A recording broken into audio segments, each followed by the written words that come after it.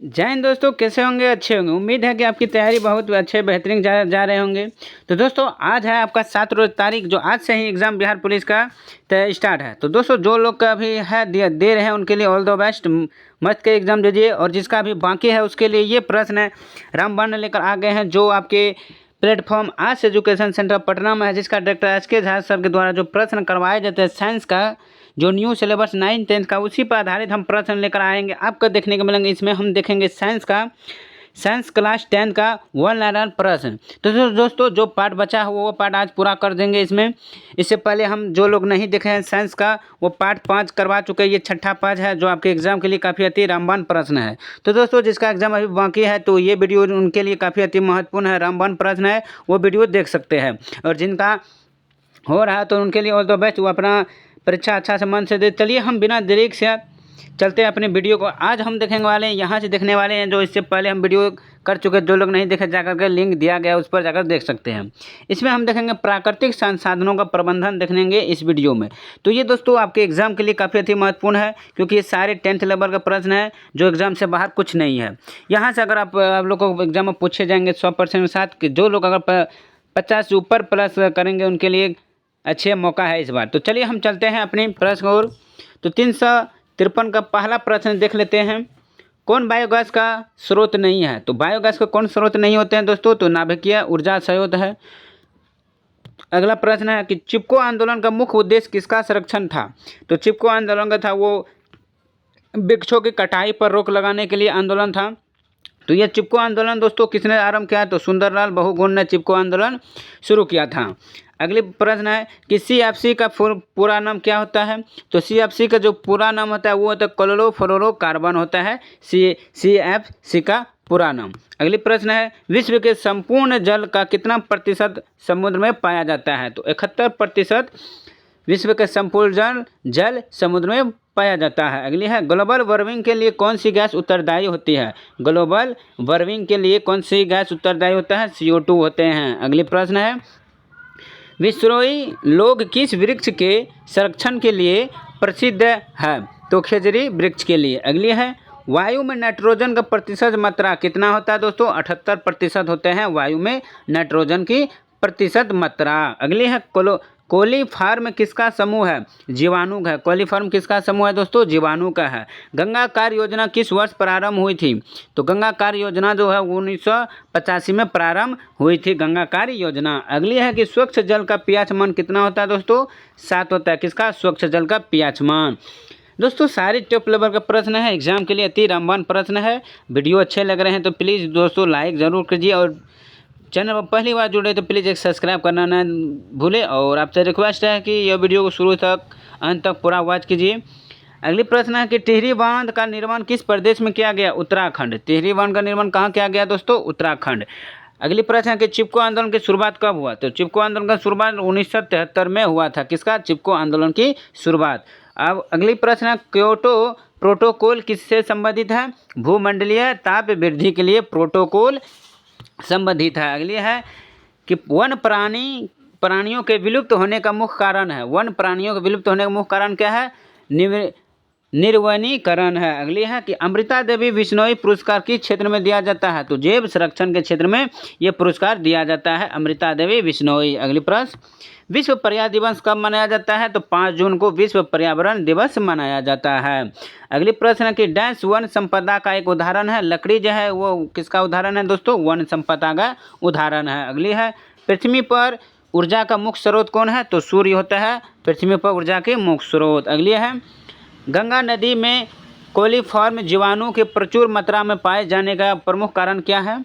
तो जल में अधजलीय लाशों को प्रभावित कारण। अगली है GAP का संक्षिप्त रूप क्या है? तो गंगा एक्शन प्लान। GAP का पूर्ण रूप है। अगली प्रश्न पुष्प के नर भाग को कहा जाता है? पुमंग कहा जाता है पुष्प के नर भाग को। इष्ट में अलैंगिक जनन किसके द्वारा होता है? मुकुलन द्वारा होता है इष्ट में अलैंगिक जनन। अगली है कि पौधों के मादा भाग को क्या कहा जाता है?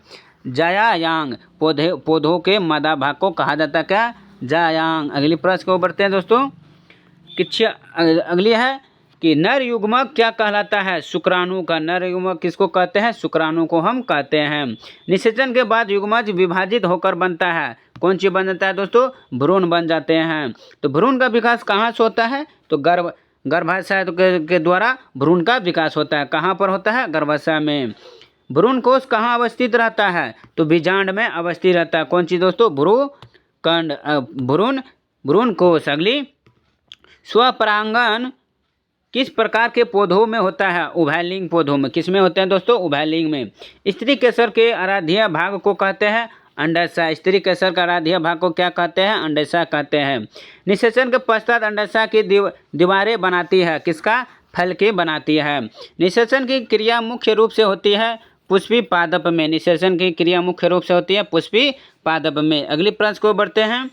किससे माँ के रुधिर से पोषण मिलता है? भ्रूण से। किससे माँ के रुधिर से पोषण मिलता है? भ्रूण से। शुक्राणु का संचय वृषण में कहाँ होता है? अधिवृषण में होते हैं शुक्राणु का संचय। अगली प्रश्न को बढ़ते हैं। किसमें अलैंगिक जनन मुकुलन द्वारा होता है? इष्ट में। किसमें अलैंगिक जनन मुकुलन द्वारा होता है? इष्ट में होते हैं। अगली प्रश्न को बढ़ते हैं। केंचुए किस प्रकार का प्राणी है? तो ये द्विलिंगी प्राणी है।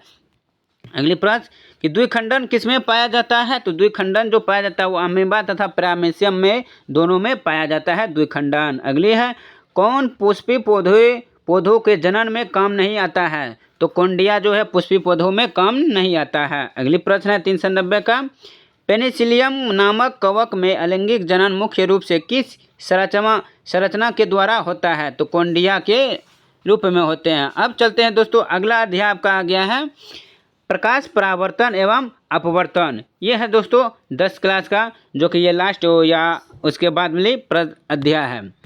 अगली प्रश्न है, अवतल दर्पण को क्या कहा जाता है? तो अवतल दर्पण को अभिसारी कहा जाता है। और उत्तल दर्पण पर बना प्रतिबिंब होता है, क्या होता है? उत्तल दर्पण पर बना प्रतिबिंब हमेशा सीधा होता है दोस्तों। अगली प्रश्न को बढ़ते हैं। सोलर कुकर में प्रयुक्त होने वाले दर्पण होता है वो अवतल दर्पण कहलाते हैं, जो सोलर कुकर में दर्पण जो होता है। अगली है कि वह गोलीय दर्पण जो बाहर की तरफ वक्रित होता है उसे कहते हैं उत्तल दर्पण कहते हैं। चलिए अगली प्रश्न को बढ़ते हैं। कौन वास्तविक प्रतिबिंब बना सकता है? तो वास्तविक प्रतिबिंब उत्तल लेंस बना सकता है। कौन बना सकता है? उत्तल लेंस। किस माध्यम के अपवर्तनांक का मान होता है? sin i sin r। अगली प्रश्न, लेंस में वक्रता केंद्र की संख्या कितनी होती है? 2 होती है। वक्रता केंद्र की संख्या कितनी होती है दोस्तों? 2 होती है। नेत्र लेंस में फोकस दूरी कम हो जाने पर होने वाले दृष्टि दोष है वो निकट दृष्टि दोष कहलाते हैं। अगली प्रश्न है दोस्तों, अब आगे आपका लास्ट अध्याय आ गया है आनुवंशिकता एवं जैव विकास। अगली है, जैव विकास को सबसे पहले किसने समझाया? जैव विकास को सबसे पहले किसने समझाया? लेमार्क ने समझाया था। जीन की बारंबारता में निरुद्देश से होने वाला परिवर्तन क्या कहलाता है? तो सूक्ष्म विकास कहलाते हैं। अगली प्रश्न है, मेंडल के एक संकरण के प्रयोग से प्राप्त लक्षण प्रारूपी अनुपात है। कितना अनुपात? 3:1 होते हैं। या अगली प्रश्न, गुणसूत्र किसके बने होते हैं? DNA एवं RNA दोनों के बने होते हैं। क्या चीज़? गुणसूत्र। अगली प्रश्न है 403 का, पुरुषों में लिंग गुणसूत्र होते हैं XY होते हैं। पुरुषों में गुणसूत्र कितना होता है? XY। और स्त्री में गुणसूत्र XX। जब XX है तो वो स्त्री हुआ, और XY मिल जाए तो वो पुरुष होते हैं। अगली प्रश्न, आनुवांशिकी उत्परिवर्तन किसमें होता है? तो DAN में होते हैं। अगली है, मनुष्य में भी द्विगुणित क्रोमोसोम की संख्या होती है। कितना? 23 होते हैं। क्रोमोसोम की संख्या कितना? 23। एवेस किससे विकसित हुए हैं? सरीसृप से विकसित हुए हैं। पृथ्वी पर जीवन की उत्पत्ति का सिद्धांत किसके द्वारा प्रस्तावित किया गया है? हालैंड के द्वारा प्रस्तावित किया गया है। अगली प्रश्न है, वंशानुगत चरित्र को एक पीढ़ी से दूसरी पीढ़ी में हस्तांतरित करने की प्रक्रिया को किस रूप में जाना जाता है? जेनेटिक्स के रूप में जाने जाते हैं। अगली प्रश्न है, उत्परिवर्तन शब्द किसने दिया? तो हुगो डे ब्रिज ने दिया था। तो किसने दिया था दोस्तों उत्परिवर्तन शब्द का? हुगो डे ब्रिज ने दिया था। चलिए आज के लिए बस इतना ही। ये आपका टोटल है जो हम प्रश्न करवा रहे हैं 5-6 सेट। ये आपका साइंस सिलेबस 9th और 9th और 10th दोनों का बने हुए हैं वीडियो। तो ये आपका साइंस का प्रश्न खत्म हो गया दोस्तों। अब आपको लेकर आएंगे हम महाकुंभ, जो हिस्टोरिक जो बचा हुआ है वो भी इस वीडियो में देखने को मिलेंगे। चलिए, साइंस का इतना ही बना है, 4 से 10 प्रश्न बना है 9th और 10th मिला करके।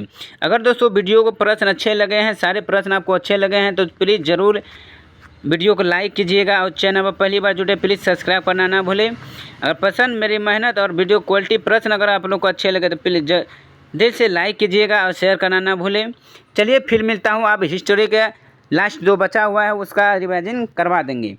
तो आज के लिए बस इतना ही। आप अपने एग्ज़ाम को तैयारी को बेहतरीन बनाइए, अच्छे से रिवीजन कीजिए। उम्मीद है कि इस बार निकल जाएंगे। तो चलिए आज के लिए इतना ही। इसका PDF हम टेलीग्राम पर दे देंगे, वहाँ से डाउनलोड कर लीजिए। जय हिंद, ऑल द बेस्ट।